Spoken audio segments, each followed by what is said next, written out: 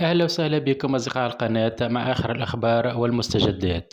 لكن قبل البداية رجعنا أصدقائي تفضلوا بالاشتراك وتفعيل الجرس باش يوصلكم كل جديد وباش نبقاو باتصال مع بعضنا إن شاء الله.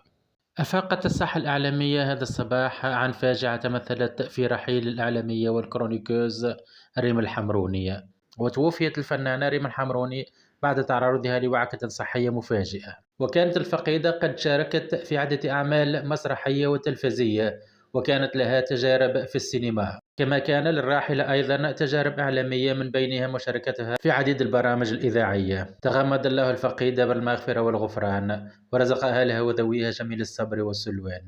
إن لله وإنا إليه راجعون. هذا وقد تم نقل جثمان الفقيدة ريم الحمروني من العاصمة إلى مسقط رأسها بجابس، وسط حالة من الحزن الشديد لكل أقاربها وأصدقائها وكل من يعرفها. قام بتوديعها جميع أصحابها وأحبابها بكامل الحزن والأسى، معبرين عن لوعتهم لفقدانهم. هذا ويذكر أنه سيتم تشييع جنازة المرحومة ريم الحمرونية ودفنها غدا بإذن الله بمقبرة سيدي بولبابة بجابس مدينة مسقط رأسها.